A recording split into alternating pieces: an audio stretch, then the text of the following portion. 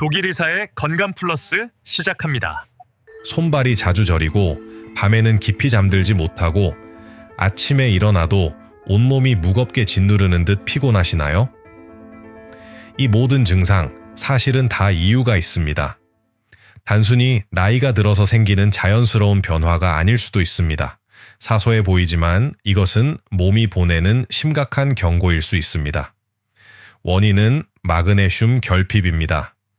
마그네슘 이름은 들어봤지만 그게 뭐 그렇게 중요한가 하고 그냥 지나치신 분들 많으실 겁니다. 칼슘이나 비타민은 익숙해도 마그네슘은 잘 모르는 경우가 많지요. 하지만 사실 마그네슘은 우리 몸에 꼭 필요한 필수 영양소입니다. 뼈 건강만 지키는 게 아니라 심장과 혈관, 뇌와 근육까지 제대로 움직이게 만드는 숨은 조율자 같은 존재죠. 실제로 이 작은 영양소 하나가 무려 300가지가 넘는 몸속 반응을 조절한다는 사실은 모르고 계셨을 겁니다. 만약 이것이 부족해진다면 어떻게 될까요? 눈, 밑이 파르르 떨리는 가벼운 증상에서 그치지 않습니다. 심장이 불규칙하게 뛰는 부정맥, 약해진 뼈로 인한 골다공증, 그리고 혈압, 혈당의 불안정까지 이어질 수 있습니다. 실제로 연구에 따르면 마그네슘 부족은 고혈압과 당뇨병의 악화를 촉진하는 중요한 요인으로 지목됩니다. 여기서 중요한 질문을 던져야겠죠. 도대체 왜 이렇게 중요한 영양소가 우리 몸에서 자꾸 부족해지는 걸까요? 그리고 부족할 때 우리 몸은 구체적으로 어떤 변화를 겪게 될까요?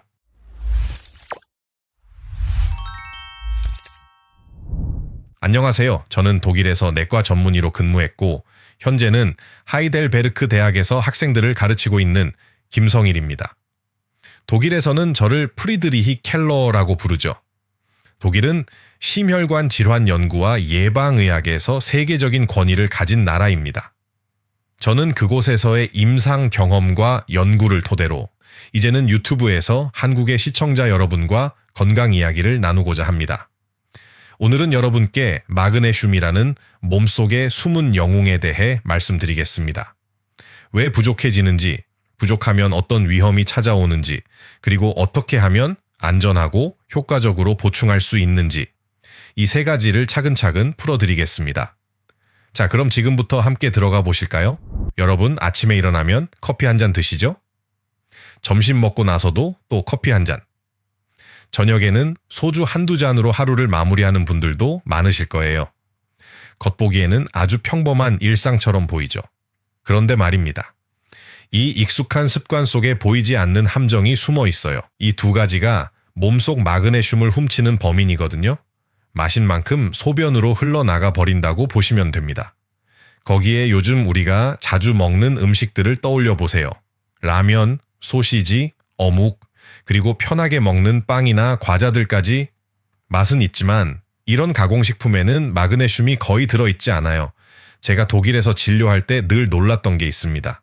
한국에서 오신 교민분들, 특히 60대 이상 어르신들을 검사해 보면 마그네슘 수치가 낮은 경우가 정말 많았거든요. 신기한 건 독일 어르신들도 크게 다르지 않았다는 겁니다. 결국 이건 어느 나라 사람들만의 문제가 아니라 현대인이라면 누구나 겪고 있는 공통된 결핍이라는 얘기죠. 문제는 정작 본인들은 잘 모르고 지낸다는 거예요. 대부분은 그냥 피곤해서 그렇다고 생각하시거든요. 하지만요, 바로 거기서부터 진짜 문제가 시작됩니다. 처음에는 단순히 눈 밑이 떨린다든지 종아리에 쥐가 나는 정도예요. 금세 괜찮아지니까 별거 아니겠지 하고 그냥 넘어가십니다. 그러다 보니 대수롭지 않게 여기는 거죠. 하지만 이런 증상들이 가끔씩이 아니라 점점 더 잦아지는 걸 느끼실 수 있어요. 밤마다 쥐가 나서 잠에서 깨고 깊이 못 자는 날이 늘어납니다. 아침에 일어나도 잔 것 같지가 않고 온몸이 예전보다 더 뻐근하고 무겁게 느껴지죠. 이런 상태가 몇 년씩 이어진다고 한번 생각해 보세요. 심장이 불규칙하게 뛰면서 부정맥이 오고 혈압은 조금씩 올라가고 뼈는 약해져 골다공증으로 이어지죠. 게다가 당뇨가 있으신 분들은 혈당 관리도 훨씬 더 힘들어집니다. 믿기 어려우시겠지만 이 모든 변화의 배경에 바로 마그네슘 부족이 숨어 있는 경우가 많습니다. 겉보기엔 사소한 증상 같지만 사실은 몸속에서 차근차근 쌓여 큰 병으로 이어지고 있었던 거죠. 더 무서운 건 이런 변화가 조용히 진행되기 때문에 알아차렸을 땐 이미 늦은 경우가 많다는 겁니다.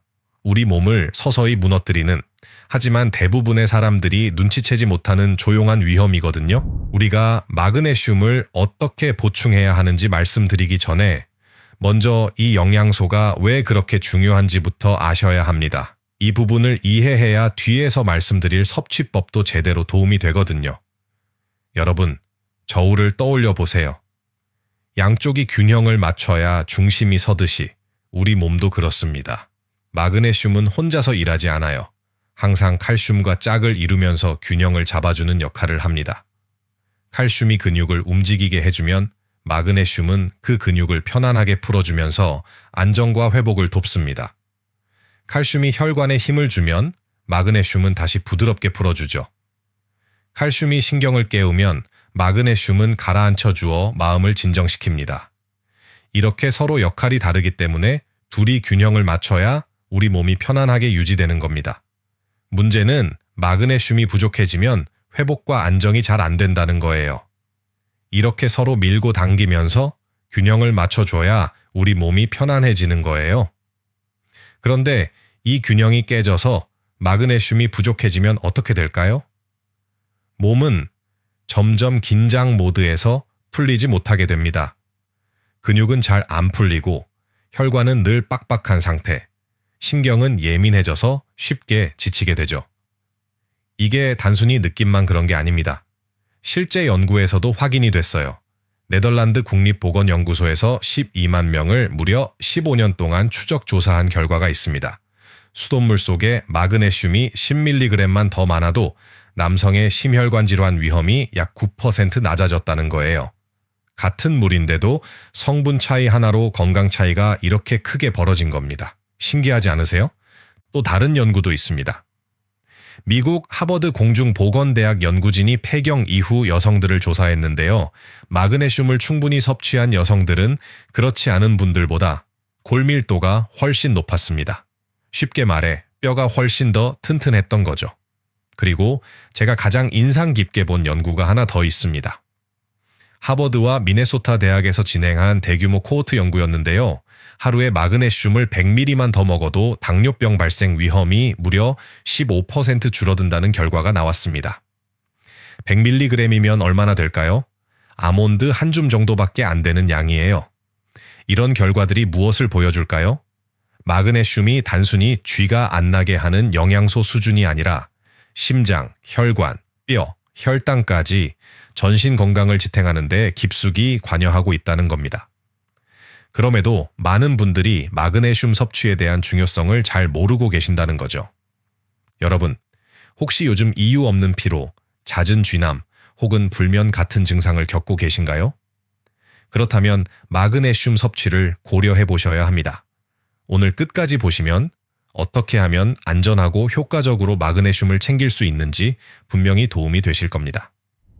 앞에서는 마그네슘이 부족하면 어떤 문제가 생기는지 말씀드렸습니다. 그럼 이제 본격적으로 우리 몸에서 마그네슘이 어떤 일을 하는지 하나씩 살펴볼 차례예요. 오늘 본론에서는 5가지로 나눠서 말씀드리겠습니다. 먼저 마그네슘이 몸속에서 어떤 역할을 하는지, 그리고 시중에 나와 있는 여러 종류와 흡수율 차이, 또 목적에 따라 어떤 걸 선택하면 좋은지, 섭취 시간은 언제가 알맞은지, 마지막으로 음식 속에 숨어있는 마그네슘까지 이 순서대로 여러분들이 이해하기 쉽게 설명해 보겠습니다. 자, 그럼 첫 번째로 마그네슘이 우리 몸에서 어떤 일을 하고 있는지부터 알아보겠습니다. 우리 몸을 하나의 큰 공장이라고 생각해 보세요. 이 공장이 제대로 돌아가려면 힘을 만들어내는 발전소가 있어야 하잖아요. 그게 바로 ATP라는 물질입니다. 어려운 말 같지만 쉽게 말해 우리 몸이 움직일 때 쓰는 에너지 연료라고 보시면 됩니다. 그런데 이 연료가 만들어질 때 꼭 필요한 게 있어요. 바로 마그네슘입니다. 마그네슘이 부족하면 연료가 충분히 생산되지 않으니 당연히 몸이 쉽게 지치고 하루 종일 기운이 빠지게 되는 거죠. 다음은 신경 전달입니다. 우리 뇌에서 손끝, 발끝까지 신호가 전달될 때 전선이 이어져 있는 게 아니잖아요. 신경과 신경 사이에서 화학 물질이 건너뛰면서 신호가 오가는데 이 과정에도 마그네슘이 필요합니다. 그래서 부족하면 신경이 예민해지고 불안하거나 우울한 기분이 생기기도 해요. 근육도 마찬가지입니다. 앞서 말씀드린 것처럼 칼슘이 근육을 조여주면 마그네슘이 그걸 다시 풀어줍니다. 그래야 근육이 긴장과 이완을 반복할 수 있는 거죠. 그런데 마그네슘이 부족하면 근육이 풀리지 못하고 계속 긴장 상태로 남습니다. 밤에 종아리에 쥐가 잘 나는 이유가 바로 이 때문이에요. 혈압 조절도 빼놓을 수 없습니다. 마그네슘은 혈관 벽을 부드럽게 해주거든요. 혈관이 부드럽게 이완돼야 혈압이 자연스럽게 내려갑니다. 실제로 제가 독일에서 진료할 때도 고혈압 환자분이 오시면 마그네슘 수치를 꼭 확인해요. 부족하면 보충제를 쓰면서 혈압약 용량을 함께 조절하기도 했습니다. 이처럼 마그네슘은 단순히 뼈 건강만 챙겨주는 게 아닙니다. 에너지 대사, 신경 전달, 근육 이완, 혈압 조절까지 우리 몸 전체가 이 한 가지 영양소에 기대고 있는 거죠. 그런데 여러분, 여기서 꼭 아셔야 할 게 하나 있습니다. 마그네슘이라고 다 같은 마그네슘이 아니에요. 약국이나 인터넷에 보면 종류가 워낙 많아서 뭘 고를지 헷갈리시죠? 제가 아주 쉽게 정리해 드리겠습니다. 먼저 기본형입니다. 제일 흔한 게 바로 산화 마그네슘이에요. 가격은 제일 저렴합니다. 약국에서 싼 가격에도 구할 수 있거든요. 그런데 문제는 흡수율이 너무 낮다는 겁니다. 먹어도 대부분 그냥 몸 밖으로 나가버려요. 게다가 위에 부담을 줘서 더부룩하거나 설사를 하는 분들도 많습니다. 그래서 저는 특별한 경우가 아니면 잘 권하지 않습니다. 그 다음은 중간형, 바로 유기산 형태 마그네슘이에요. 구연산 마그네슘, 말레산 마그네슘 같은 것들이 여기에 속합니다. 이건 흡수율이 꽤 괜찮고 위장 부담도 상대적으로 덜합니다. 가격도 적당한 편이라 대부분의 분들이 무난하게 드실 수 있어요. 일반적인 건강 보충 목적이라면 이 정도로도 충분합니다. 마지막은 고급형, 바로 아미노산 킬레이트 형태입니다. 이름이 좀 낯설죠? 글리시네이트, 트러네이트, 타우린산 마그네슘 같은 것들이 여기에 속합니다. 이 형태는 흡수율이 가장 좋고 특정한 목적에 맞게 활용할 수 있습니다. 예를 들어 트러네이트 마그네슘은 뇌혈관 장벽을 통과할 수 있어요. 그래서 기억력이나 인지 기능 개선을 목표로 연구가 많이 되고 있습니다. 타우린산 마그네슘은 심장과 혈관에 도움을 줄 수 있고요. 글리시네이트 마그네슘은 신경을 안정시켜주기 때문에 숙면에 유리합니다.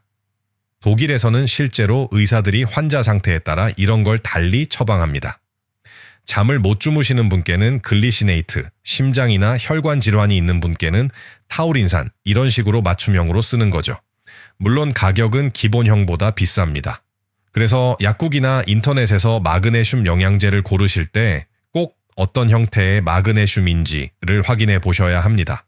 같은 마그네슘이라도 흡수율과 효과는 전혀 다르거든요. 자, 그럼 이제 가장 중요한 질문이죠. 나한테는 어떤 마그네슘이 맞는 건지 궁금하시겠죠? 제가 병원 약사님들께 물어보고 확인한 내용을 알려드리겠습니다. 첫 번째, 근육 경련이나 통증 때문에 힘드신 분들. 밤에 자다가 종아리에 쥐가 잘 난다거나 운동 후에 근육이 뻐근한 분들 많으시죠? 이런 경우에는 사실 대부분의 마그네슘이 도움이 됩니다. 그 중에서도 저는 구연산 마그네슘이나 글리시네이트를 권해요. 흡수도 잘 되고 위에 부담도 적거든요. 두 번째, 수면이 문제이신 분들. 밤마다 뒤척이고 자도 잔 것 같지 않고 새벽에 자꾸 깨는 분들이 계시죠? 이럴 땐 글리시네이트나 트러네이트가 좋습니다. 특히 트러네이트는 뇌혈관 장벽을 통과해서 뇌까지 도달하기 때문에 신경을 안정시켜 숙면에 도움을 줄 수 있어요. 두통이 잦은 분들께도 괜찮습니다. 세 번째, 심혈관 건강이 걱정되시는 분들. 혈압이 높거나 가슴이 답답하고 손발이 늘 차가운 분들이 있으시죠? 이럴 때는 타우린산 마그네슘을 추천합니다. 심장과 혈관에 특화되어 있어서 혈관을 부드럽게 해주고 순환을 도와주거든요. 여기에 오메가3를 함께 드시면 더 좋은 궁합이 됩니다. 네 번째, 기억력과 집중력이 걱정되시는 분들. 요즘 깜빡깜빡 잘 하신다, 이름이 잘 안 떠오른다 하시는 경우 있죠. 이럴 때는 트러네이트 같은 뇌 특화 마그네슘을 보시면 됩니다. 뇌의 기능을 직접적으로 도와줄 수 있는 형태예요. 정리하면 간단합니다. 근육 문제는 구연산이나 글리시네이트, 수면 문제는 글리시네이트나 트러네이트, 심혈관은 타우린산, 뇌 건강은 트러네이트. 이렇게 기억해 두시면 됩니다. 여기서 잠깐, 마그네슘은 우리 몸에 꼭 필요하지만 특정한 분들에게는 독이 될 수 있다는 걸 아셔야 합니다. 가장 먼저 신장 기능이 떨어진 분들입니다. 우리 몸은 불필요한 마그네슘을 소변으로 배출해내야 하는데 신장이 제 역할을 못하면 이게 제대로 빠져나가지 못하고 혈액 속에 쌓입니다. 그럼 어떤 일이 생길까요? 피 속 마그네슘 농도가 비정상적으로 올라가면 고마그네슘 혈증이라는 상태가 됩니다. 이때 흔히 나타나는 증상이 어지럼증, 메스꺼움, 극심한 피로예요. 심하면 맥박이 느려지고 혈압이 갑자기 떨어지고 호흡이 가빠지는 위급한 상황까지 이어질 수 있습니다. 실제로 심부전 환자들 중에서는 마그네슘 영양제를 잘못 복용했다가 응급실로 오는 경우도 적지 않습니다. 두 번째로는 심장질환 환자입니다. 특히 고혈압이나 부정맥 때문에 약을 드시는 분들 말이죠. 마그네슘은 근육을 이완시키는 역할을 하기 때문에 심장 근육에도 영향을 줍니다. 특히 이뇨제를 드시는 분들, 그러니까 소변을 많이 나오게 해서 붓기를 빼주는 약을 드시는 경우, 그리고 항부정맥제를 드시는 분들, 즉 심장이 불규칙하게 뛰는 걸 잡아주는 약을 드시는 경우는 조심하셔야 합니다. 이런 약과 마그네슘을 함께 복용하면 심장이 오히려 더 불규칙하게 뛰거나 갑자기 혈압이 확 떨어져서 어지럽고 쓰러질 수 있는 위험이 생길 수 있습니다. 예를 들어 독일의 한 환자는 이뇨제와 마그네슘을 같이 복용한 뒤 저혈압 쇼크로 쓰러져 병원에 실려온 사례가 있었습니다. 이처럼 약과의 상호작용은 무시하면 안 되는 문제예요. 세 번째는 혈압약이나 항생제를 드시는 분들입니다. 마그네슘은 장에서 다른 약물과 흡수 경쟁을 합니다. 쉽게 말해 약이 몸으로 들어가기 전에 서로 밀치고 당기는 거예요. 그 결과 약효가 약해지거나 아예 기대한 효과가 사라질 수 있습니다. 예를 들어 흔히 쓰는 테트라사이클린 계열 항생제가 있습니다. 감염이 생겼을 때 세균을 죽이려고 쓰는 약인데요. 이걸 마그네슘과 함께 먹으면 약이 장에서 흡수되지 못하고 그냥 밖으로 빠져나가 버립니다. 쉽게 말해 약이 몸에 들어가기 전에 마그네슘이 가로막아 버리는 거죠. 그럼 어떻게 될까요? 세균을 제대로 죽이지 못해서 감염이 더 오래 가거나 항생제를 오래 써야 해서 부작용 위험이 커질 수 있습니다. 실제로 병원에서는 이런 이유 때문에 항생제를 쓸 때는 우유나 마그네슘 같은 미네랄 보충제와 시간을 꼭 띄워서 먹으라고 안내합니다. 혈압약도 마찬가지입니다. 혈압을 낮춰주는 약을 먹었는데 마그네슘이 같이 있으면 약이 흡수되는 양이 줄어들어요.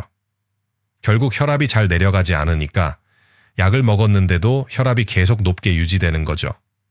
어르신들 입장에서는 약을 꼬박꼬박 먹었는데 왜 혈압이 안 잡히지?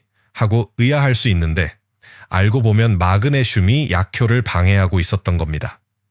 혈압약을 드시는 분들은 마그네슘 영양제를 같이 복용하고 있지는 않은지 체크해 보셔야 합니다.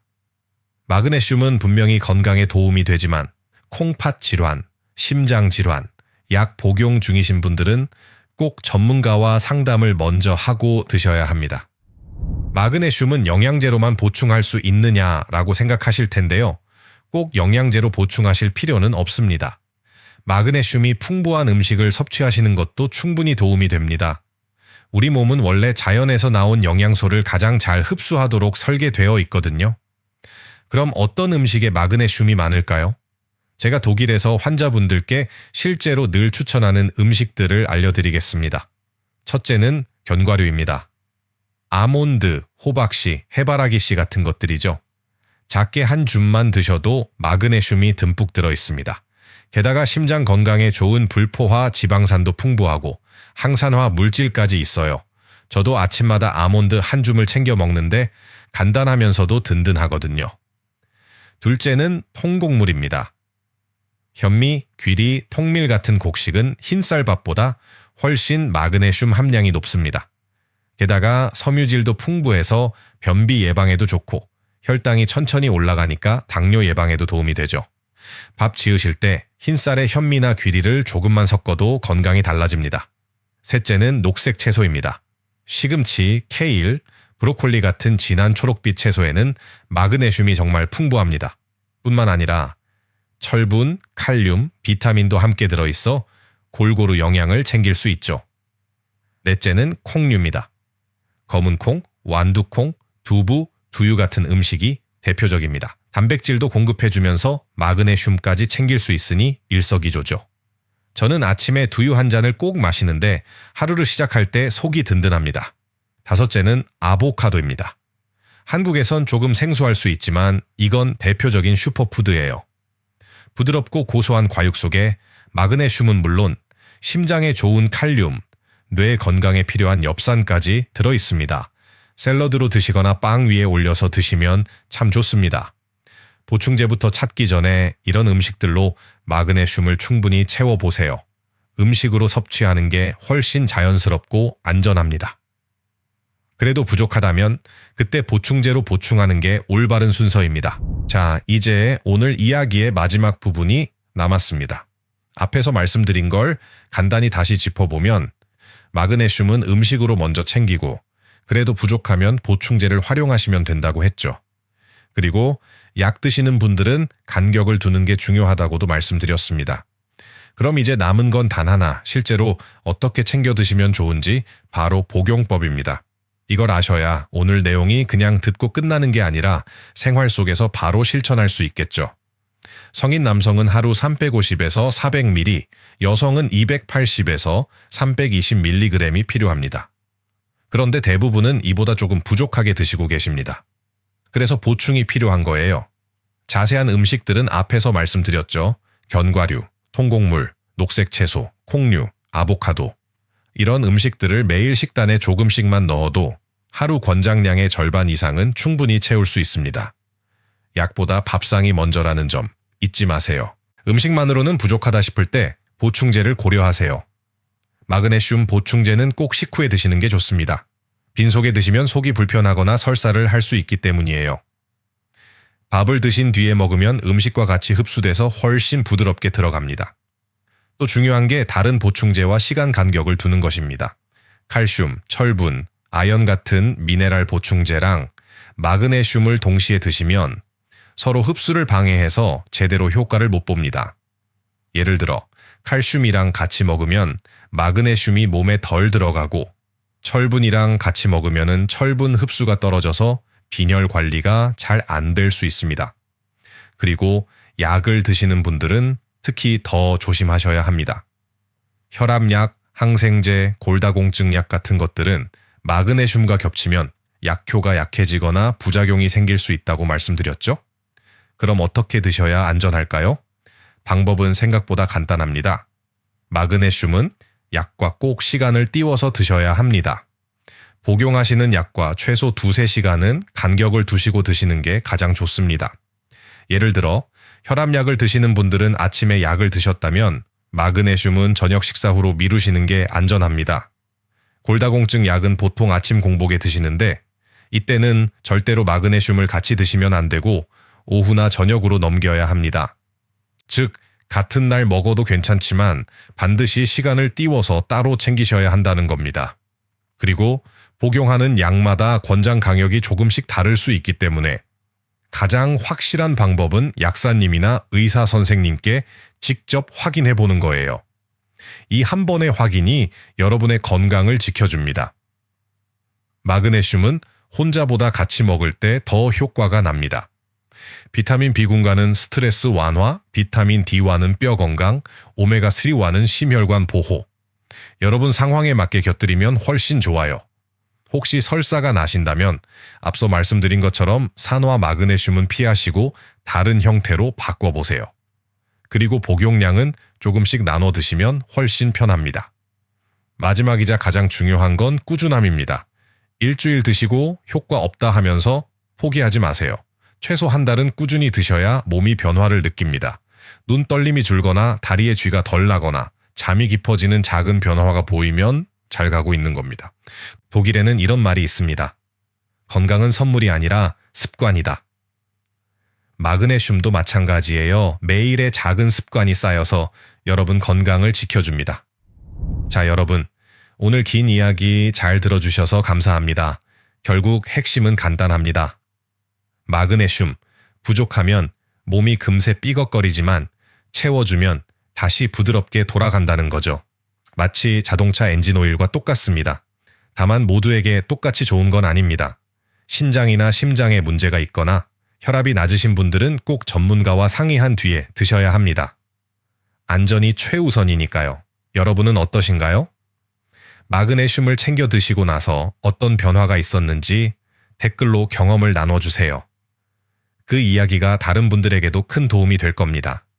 이 영상이 도움이 되셨다면 구독과 좋아요 부탁드리고 가족과 친구들에게도 공유해 주세요. 작은 정보 하나가 누군가의 건강을 지켜줄 수 있습니다. 오늘도 함께 해주셔서 고맙습니다. 다음 시간에 또 만나요. 건강하세요. 지금까지 독일에서 독일 의사 김성일이었습니다. 감사합니다.